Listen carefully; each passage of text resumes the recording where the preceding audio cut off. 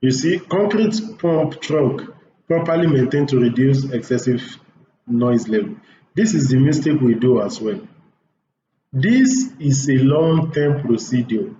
It's not possible immediately. The truck is already on your work site. How would you know it's making noise if it does not start work? Hello everyone. Good day. My name is Adeboye Sodiq, as you've all known before.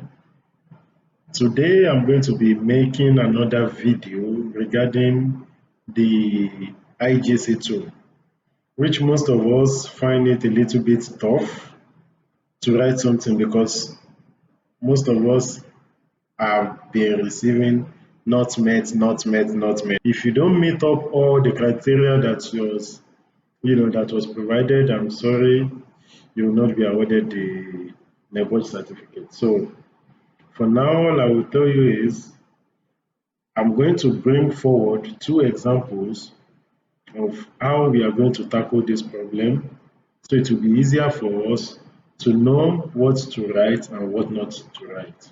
First and foremost, we have a page like this that says the hazard category and hazards. So that's why here, if you can see very well, I put it for all of us to see what is written here.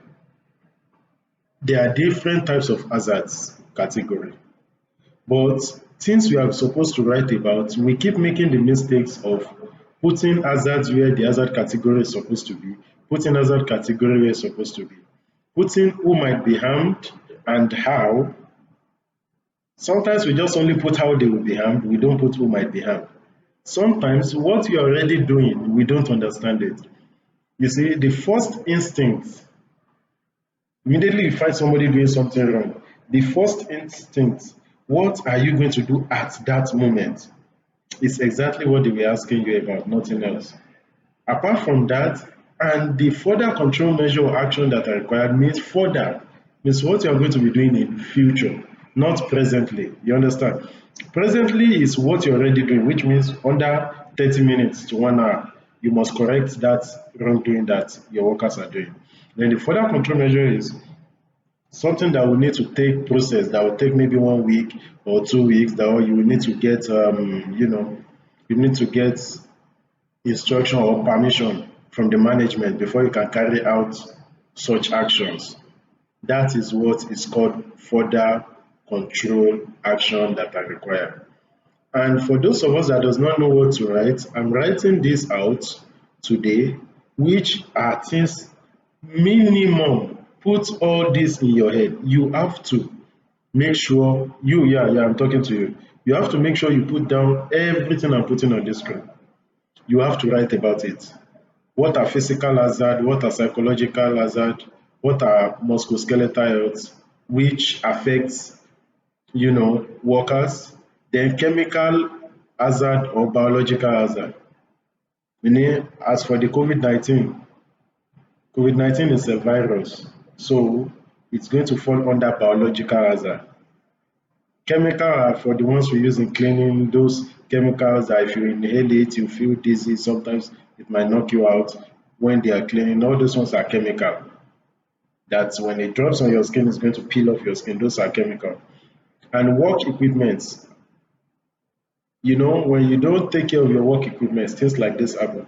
Then when we talk of fire, you know what that means. All this at least you have to cover. Fire hazard, electricity hazard, your electrical hazard, you have to cover it. Agronomics, you have to cover it because every workplace have all this that I'm showing to you. Manual handling, you have to understand how this works, and noise.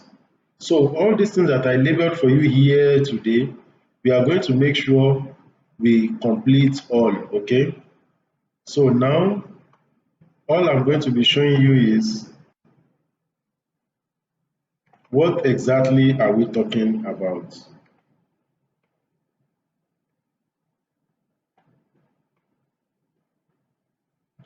You see, these are the types of hazards we have in the workplace. The safety hazard, what are safety hazard? For those of you that does not see it, let me increase it for you.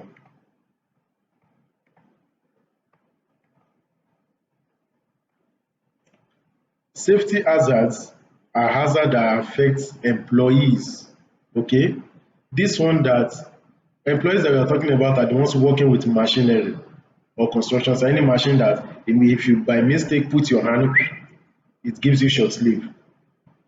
Maybe if your clothes is dangling, it can, hook your clothes and roll you.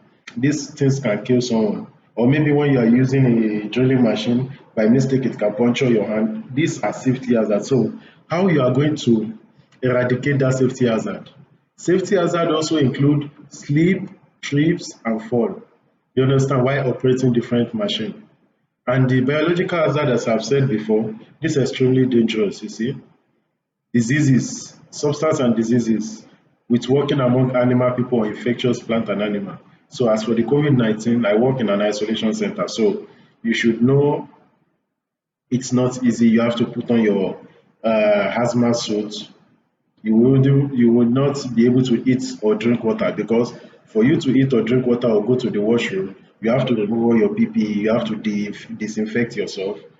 You see, all these things are things you have to understand about biological hazard. Physical hazard are loud noise, radiation so under the sun, ultraviolet ray, which are under the sun, and these are what commonly affects individual who works outside in the sun under adverse weather condition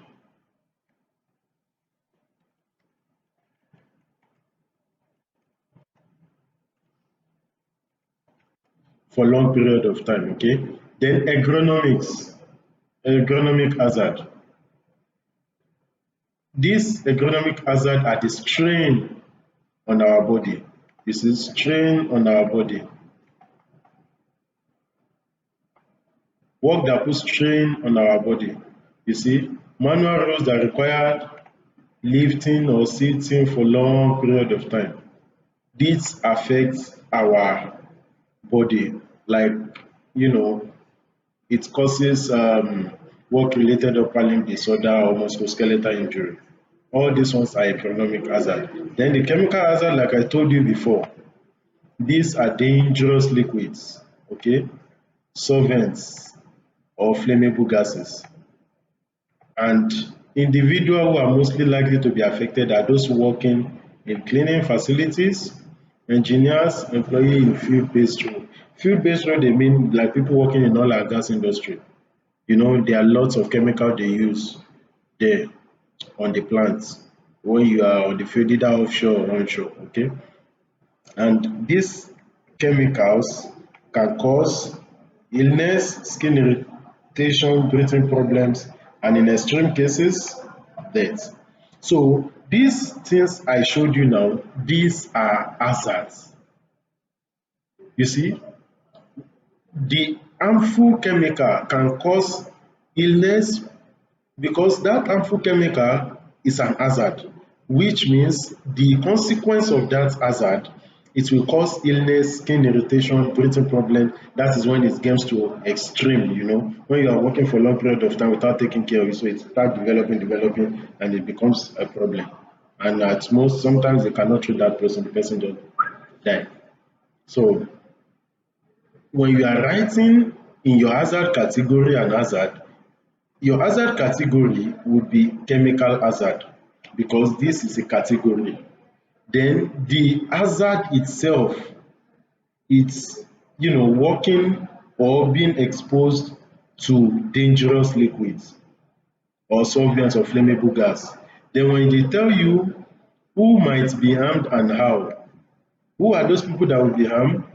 Individuals who are working in mostly cleaning facilities, because of this chemical, it's used to smell. And some of them forget to use nose masks. They don't give a shit because they've forgotten that this does not just happen once. It takes time, gradually.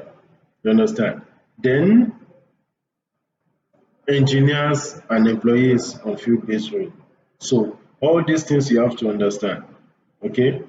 Then when you are writing what are you already doing, immediately you find these people using the harmful chemical, most especially the cleaners or the housekeepers.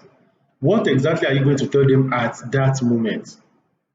This is what is called what are you already doing, which you have to do under 30 minutes to 1 hour so the work does not stop. Then to eliminate that act, that wrong thing they are doing, that is the further control measure or action. Because some of us mix it up. We put further control measure in what you're already doing. Then we put what you're already doing in further control measure. Okay?